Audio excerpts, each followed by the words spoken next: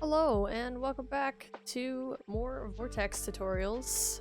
We left off with Beastmakers, so we are headed off to Dreamweaver.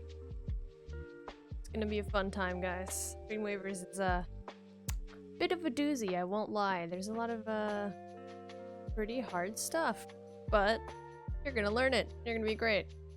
Coming off the balloon, you want to head this way. Jump down here. We're gonna be going to Haunted Tower. Jump around this corner. And boom, we're in. I know, it's so hard so far. Yeah. So Haunted Towers has two different tricks that we can go for. And I'm gonna do my best to explain them to you. Starting off, we're gonna jump up here. Fly over to this whirlwind. You can just totally skip going that way. And we're gonna go to this wizard. It's crazy proxy. I'm just showing you everything back to back and then I'll explain it. You're up here, you're going to be doing a little supercharged turnaround that I almost missed because of my input delay there. Right. Oops. Yep, haunted. So, first let's explain the wizard. See this guy? He's a pal. He's gonna help us out.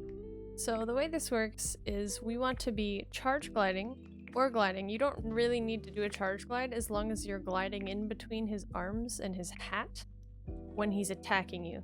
So you have to get close enough to bait his attack, but you also need to have jumped early enough so that you can be gliding in between his arms by the time he's attacking you. And you want to be centered up on him, so like that. You're gonna get some different kinds of proxies. It kind of depends on exactly where you hit him. There's multiple ways of doing it. You can also, like I said, do it with just a glide. I don't do it that way, so I'm not going to be the best at demonstrating it, but you can. See, I didn't even get him to attack me that time. I'm not going to spend a lot of time explaining the way to do it with a glide. Just know that you can. If you're not comfortable charge gliding, you can practice it with the glide. Personally, I think it's harder, but Absent does that. And a few other runners do as well, so completely up to you.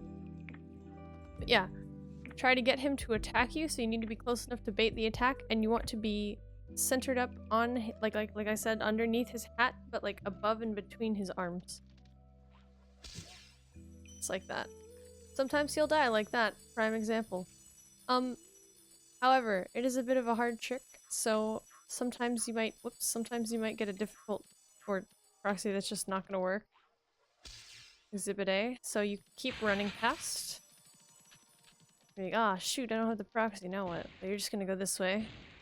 There's a lovely little fairy waiting for you here. She'll give you a smooch. And we can take this flame to the door. Obviously this is slower, but it's not the end of the world. Just break those, and then you can get up this way. Alternatively, if you're not comfortable with the proxy at all and you don't want to go for it, you can just grab this fairy. This is what they do in 120, so whoops. You go up here, break this, kill that. Wow, I was gonna say kill that guy, but I can't do that apparently. Kill that guy. You have to be very fast with this though. This is a bit tight. Jump into the whirlwind. Go around these. You could flame that guy. I don't know why I didn't. And then take your flame across there, and then you can just go up this way. That's the fastest it's gonna be if you're not comfortable with wizard proxy, but it's very tight timing. It's easy for your flame to run out before you make it there, so you have to practice that a little bit. Alright. Starting up here. This is very fun to explain. So, see this like dark part of the wall? You want to be charging up to that, but jumping before it, so like here. And you're going to be wanting to do a turnaround in the air, like that. And the way to do that is you're going to be holding forward on your analog like this. And then the moment that you're at the top of your jump, fully holding forward, you switch and turn your analog backwards, pretty much like little to the left backwards, and you charge at the same time. If you time it wrong, it's going to look something like this. That was early. This was late. You're gonna bonk. So give this a few practice tries. It takes definitely takes like a bit of getting used to. It's a very like specific timing that you'll get a feel for, but it's not too bad. So yeah, full hop, hold forward. Don't press charge until you start to go backwards and you've jumped all the way. Like you're at the top of your jump when you're doing this. Okay. So after you get this turnaround, you're going to want to be jumping out right around when you pass this arrow. If you jump later, you might drop your height or miss the bridge. So we're going to go this way. I'm going to stop here so I can explain something. This little checker part is a pretty good visual indicator of when you should jump. So you want to be like, kind of, it doesn't really matter as long as you're aiming over there, because that's our goal. We want to get up there. So these jumps are quite tight, and a good rule of thumb is to jump when like Spyro's body is pretty much off the edge. Like the moment his tail is like crossing over, so like right here, like it's a very late jump. There's like I think like 6 frames or something that you can jump where ouch, where you're not like the game still says that you're grounded, but it doesn't really look like you are. So in order to make these jumps work, you do need to be jumping late. I'm gonna set a frame state. That's not the word. I'm gonna set a save state here. Turn around like this. I'm gonna stop on the second one and show you where to jump there as well. So here, oops, I don't know why I pressed camera button. There is this little angle. It's like a ramp, and there's a corner here that's a pretty good visual indicator. You don't really want to be to the right of this because it's really easy to lose your height. See how it sort of stops sloping? It's very subtle, but this is a ramp. This is much flatter, harder to get the jump height that you need. So if you're like to the left of this or right on the corner, you should be good height-wise.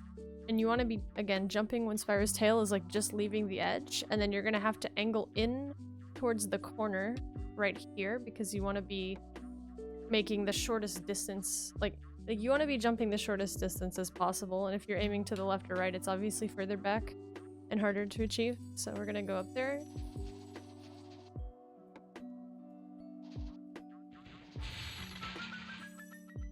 Boom, we're up there. Last jump, one of the hardest, I would think. I struggle a lot with this jump too, but when I initially started learning this trick, this one was the hardest, and it's because you need to be pretty much on the corner of this, again jumping when Spyro's tail is like off the edge, which is something to get used to in and of itself. If you find yourself bonking and not having enough height a lot, it's probably because you jumped early. So you want to be jumping off the corner of this, aiming for anywhere on this, whatever's closest to you. Thing about this, however, is this area loves to give Spyro auto jumps, and if that happens, you need to be prepared for it, because like auto jumping, like you literally can't control it when you're gonna jump, and it could totally just eat the supercharge you have if you auto jump, because then you're gonna go off the edge. So like when you land up here, it's kind of best to like take this kind of turn, because if you're auto jumping, it's just gonna like kind of compensate for the crazy like distance that you're getting from the jump and give you time to still jump again at the end. I'm gonna show that all in succession, hopefully. See if I botch it or not.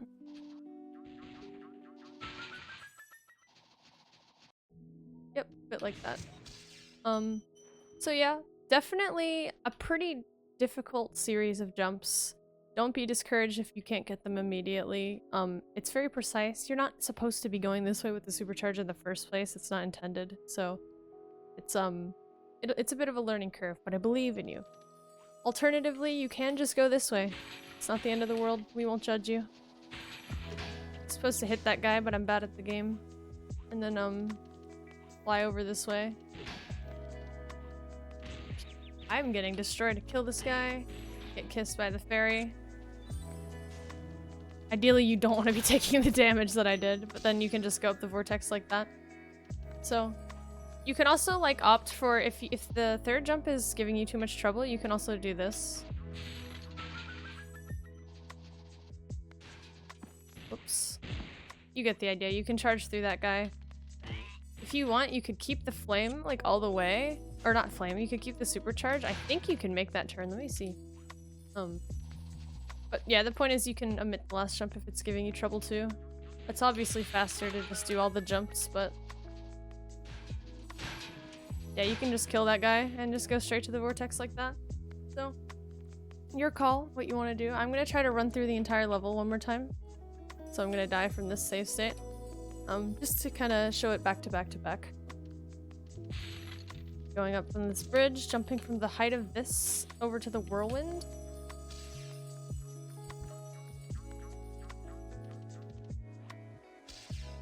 Charge gliding in between his arms, underneath his hat. Make sure that you're gliding though. Like by the time you're like getting up to that wizard, you want to be gliding. You don't want to be charging anymore. Let's turn around, jump here so that we don't lose our height. Jumping when Spyro's tail's like off the edge. And boom, we're at the end of the level. You did it, congrats, yay! Okay, one thing I forgot to mention that I just want to go over really, really quick is the, like, where you should be jumping from for this. If you're doing it with a charge glide, you want to be doing it, like, as soon as you pass the armored metal guy. Well, he's invisible. He's just a pile of armor. You know what I'm trying to say. As soon as you pass him, so like right here. Oops, that was bad. That way you can get proper time to adjust in the air. I also like the charge glide method because you jump from so far back and you have like air time to sort of center yourself up on the wizard. See how I like wiggle in the air as I go for that? That's so that I can close the gap but also fine-tune my positioning and make sure that I'm angled into him properly. So yeah, just practice this a few times. If you're on console and you keep missing this, you can also practice on the wizard that's over here. Wow, this guy's cock-blocking me. But anyway, you can practice on any of the early ones. I'm gonna die and go to the one at the beginning just so you can see if you can get the timing. Use this guy. Oops. He was not ready for me. He was busy resurrecting a boy. Alright.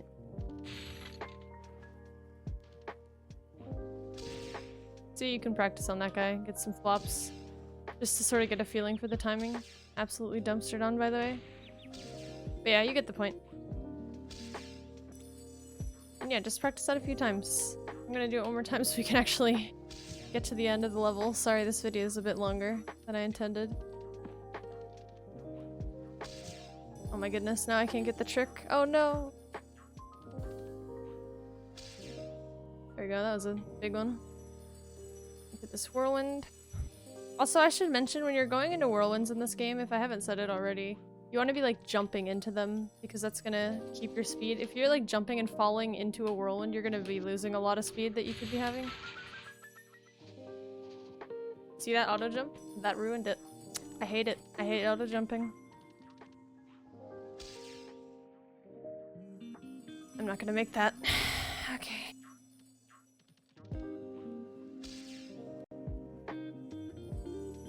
There. Clearly I still struggle with this trick, so again, don't be discouraged if you can't get it immediately. It's kind of a bitch, if I'm being honest.